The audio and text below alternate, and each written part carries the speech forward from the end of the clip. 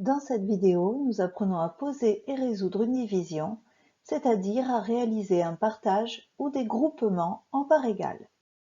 Rappelons d'abord que ce que l'on veut partager s'appelle le dividende. On appelle diviseur le nombre de parts égales que l'on veut faire.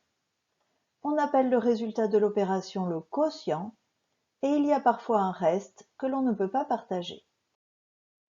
Nous voulons ici diviser 487 par 3, c'est-à-dire partager 487 bonbons par exemple en 3 parts égales. Si on divise par 3, on a besoin de la table de 3. Je commence par la colonne des centaines. Je cherche 4 dans la table de 3. Il n'y est pas. Je vais donc prendre la ligne juste au-dessus, c'est-à-dire 3 fois 1 égale 3. Je ne peux pas prendre 3 fois 2 égale 6, car si on a 4 bonbons, on ne peut pas en partager 6.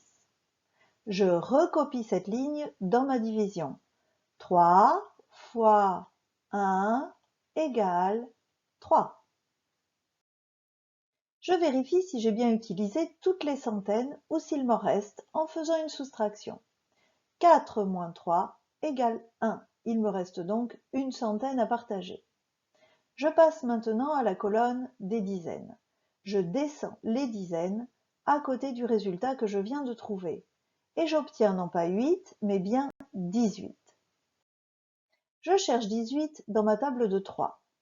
Je le trouve à 3 fois 6 égale 18. J'écris donc toute cette ligne dans mon opération.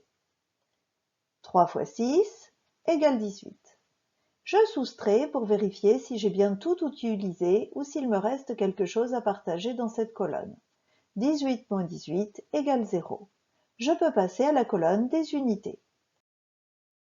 Je descends le 7 à côté de mon reste et je cherche 7 dans la table de 3. 7 se place entre 6 et 9. Je garde donc 3 fois 2 égale 6. Je le recopie dans ma division. 3 fois 2 égale 6. Je vérifie si j'ai utilisé toutes mes unités en faisant une soustraction. 7 moins 6 égale 1.